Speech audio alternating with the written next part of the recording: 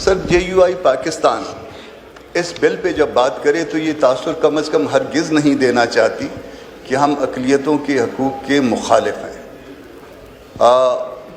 باوجود ایک مذہبی سیاسی جماعت ہونے کے ہم ان کو اپنے جیسا شہری سمجھتے ہیں، مگر اس کے ساتھ ساتھ ایسا بھی کوئی تاثر نہیں دینا چاہتی یا ایسا بھی کوئی لیجسلیشن جو ہے وہ یہاں سے نہیں جانے دینا چاہتی جس سے یہ تاثر ہو کہ شاید جو ہے میجارٹی اس سے کمتر شہری ہے، یا باقی قوانین جو اس سبجیکٹ پہ بن چکے ہیں اور جس کا اثر کسی نہ کسی حوالے سے موجود ہوتا ہے، اس اثر کو کم کیا جا سکے.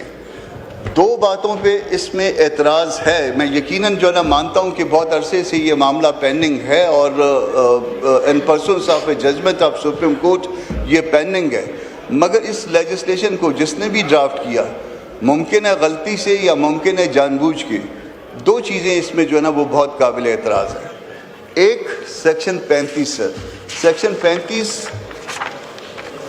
اس کو اگر ذرا دیکھیں گے، پہلے اس کو سیکشن 1 کو دیکھیے گا کہ this act shall be called the National Commission of Minorities Right Act, اور اس کو اب سیکشن 35 کے ساتھ ملا کے پڑھیے گا کہ act to have overriding effect. The provision of this act shall have effect notwithstanding anything contrary contained in any other law for the time being enforced. اب اس کا اثر کیا ہوگا سر؟ جب آپ اس کو کر دیں گے تو ہوتا یہ ہے کہ جو ریسنٹ قانون سازی ہوتی ہے یہ اس وقت یہ ریسنٹ ہوگی.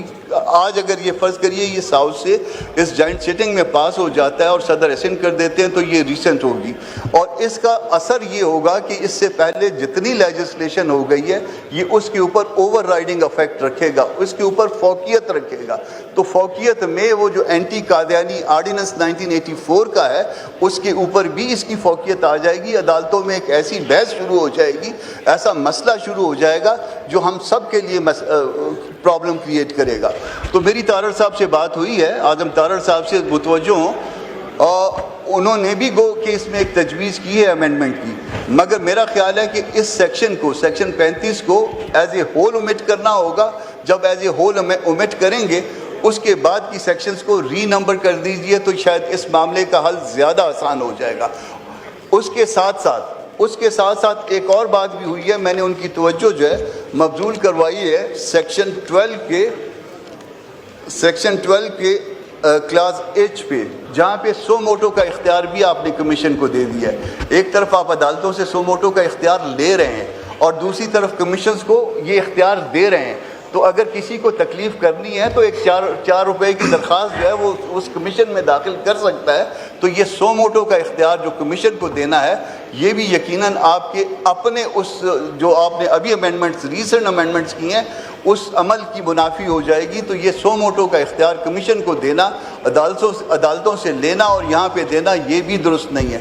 تو یہ دو چیزیں کم از کم اومٹ کر دیں تو یہ دو چیزیں اومٹ کرنے کے بعد جو ہے وہ اس کو کہہ سکتے ہیں کہ ہم قابل قبول ہو گیا ہے، اور اس پہ میرا خیال ہے کہ ان کو بھی کوئی اعتراض نہیں ہے. سر اعظم صاحب، آپ اس پہ صرف یہ جو ٹیکنیکل ایشو اس پہ بات کر لیجئے، پھر راجہ صاحب بات کریں گے، ایک دو اور دوست کریں گے. میں سر اسی لیے ایک لارجر کمیٹی تشکیل دی گئی جو کہ نیشنل اسمبلی کی اسٹینڈنگ کمیٹی تھی، اس میں تمام اقلیتی جو MNA سے وہ تھے. پھر معاملہ بھیج دیا گیا سینٹ آف پاکستان کو. سینٹ آف پاکستان میں سر سید علی ظفر صاحب نے اس کمیٹی کی سربراہی کی اور یہ تقریباً 6 ہفتے معاملہ پینڈنگ رہا. اس میں دونوں اطراف کے جو اقلیتی سینیٹرز اور MNAs ہیں انہیں بھی بٹھایا گیا. پوری احتیاط کی گئی کہ ان کے رائٹس کے حوالے سے بات ہو، اور جو کو فتنہ گری کی بات ہے یا وہ لوگ جو اپنے آپ کو غیر مسلم سمجھتے ہی نہیں ہیں، میری نظر میں تو وہ اس کے ایمبٹ سے ویسے ہی باہر ہیں، کیونکہ یہ ایکٹ کہتا ہے کہ یہ غیر مسلموں کے لیے ہے. اب میں کھل کے بات کروں گا، جو قادیانی ہے وہ اپنے آپ کو آئین کہتا ہے، پاکستان کی ریاست کہتی ہے کہ یہ غیر مسلم ہے، اور وہ اس کیٹیگری میں اپنے آپ کو نہیں مانتے. یہ ان کا اپنا عمل ہے. ہم نے اپنے آقا کے حضور پیش ہونا ہے روز محشر، اور ہم سرخرو ہو کے جائیں گے انشاءاللہ العزیز. میرے آقا کا ہی حکم ہے کہ اقلیتوں کا خیال کرو، ان کے حقوق کو تحفظ دو، ریاست کی یہ ذمہ داری ہے.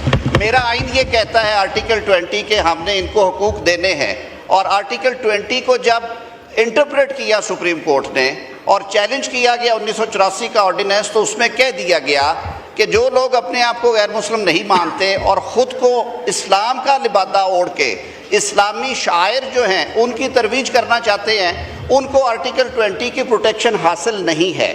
तो इसी पैराए में ये सारा जो है ये कानून बनाया गया।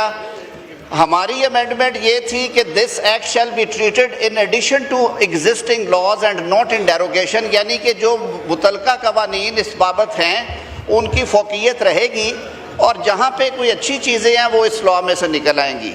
ये सर एक फॉर्मल प्रोविजन होती है तो अब कमीशन के। मैं सर पूरी तरह से 12 का मैं एग्री करता हूँ कि सेक्शन 35 को हम ओमिट कर देते हैं, 36 को री नंबर करके 35 कर दिया जाए, क्योंकि ये एक फॉर्मल प्रोविजन होती है। रही बात सुओ मोटो की, तो on the lighter side Kamran Murtaza साहब को असल में सर थोड़ा सा दुख ये है कि वो दूसरी अदालत का सुओ मोटो क्यों ख़त्म हुआ है, तो हमने आईनी अदालत से सुओ मोटो दिया था वापस, क्योंकि सुओ मोटो के खौफ से लोग जो थे वो घरों में चले जाते थे। कमीशन वैसे है, ये नवीद कमर साहब के लिए अर्ज़ करूँगा, ये बेज़रर कमीशन है, ये अपने हकूक़ के हवाले से बात करेंगे बैठ के वहाँ पे, और इनके पास कोई सज़ा जज़ा के फ़ैसले करने के इख्तियार नहीं है। जो होगा ये रिकमेंडेशन की सूरत में हुकूमत को ही भेजेंगे। ठीक। लेकिन उसके बावजूद अगर समझते हैं कि अगर हमने सुओ मोटो से किनारा कर ही लिया है तो फिर पूरा कर लेते हैं सर, फिर ना इधर रहते हैं ना उधर रहते हैं, छोड़ देते हैं ऐसे भी। तो इन दो तजावीज़ को आई कंसीड टू क्लैरिफाई द सिचुएशन। उसके साथ सर मेरी ये इस्तदा होगी कि इसको 12 साल से सर ये पेंडिंग है, इसको पास कर दिया जाए। मैं ख़ास तौर पे अपने जो अक़लीती MNA हैं आमिर जीवा साहब, कोस्तानी साहब हैं हमारे मिनिस्टर फॉर स्टेट, धनेश कुमार साहब हैं, सारे दोस्त अहबाब जितने भी यहाँ पे मेंबरान कौमी असम्बली और सेनेट है, मैं उनका शुक्रगुजार, उन्होंने बड़ी मेहनत की इस सारे मामले में आगे चलाने के लिए। ठीक है। तो सर इन वजाहतों के साथ I request this house to pass this bill. Sir मैं बाकी मेंबरान को दूंगा, मगर आज यहाँ भी तो सो मोटो हो गया। आलिया कामरान साहबा ने कामरान मुर्तज़ा साहब के खिलाफ सो मोटो ले लिया आज। जी मौलाना फजलुर रहमान साहब। जनाब स्पीकर, मोहतरम वज़ीर क़ानून साहब ने एक बात कह दी कि जी कादियानी तो अपने आप को मुसलमान कहते हैं, वो तो आइन को मानते नहीं हैं। शायद उन्हें कादियानियों की चालाकियों का पता नहीं है। जिस वक्त सन 1974 में वो गैर मुस्लिम अक़लियत करार दिए गए आइनी तौर पर, और जनाब ज़ुल्फ़िकार अली भुट्टो साहब की हुकूमत में उनको कुछ मखसूस नशिस्तें पंजाब असम्बली में दी गई 2 या 3, तो वो उन्होंने फ़िलअप कर ली। जब उन्होंने फ़िलअप की तो उनकी जो जमात है, जो अपने आप को जमात अहमदिया कहते हैं, उन्होंने कहा कि ये इनका इनफरादी अमल है, हम इस फैसले को तस्लीम नहीं करते जी। तो ये इससे फ़ायदा भी उठाते हैं, फिर बाद में कहते हैं ये उनका इनफरादी अमल है। सो अगर आपने भी थोड़ा रास्ता उनको दे दिया तो आप ये न कहें कि वो कहेंगे हम तो मुसलमान हैं, वो आइन को भी नहीं मानते, और कोई आदमी जो है खड़े होकर ये कह देगा कि साहब ये तो हमारे हुकूक का ये करता है वो करता है। तो इसलिए हमें इस मुसीबत में पड़ना ही नहीं चाहिए, और ये दोबारा पटारा खोलने वाली बात है। पाकिस्तान इस किस्म के मसाइल से दो चार होने का मुतहम्मिल नहीं है। जी शुक्रिया। राजा साहब, राजा नासिर अब्बास साहब।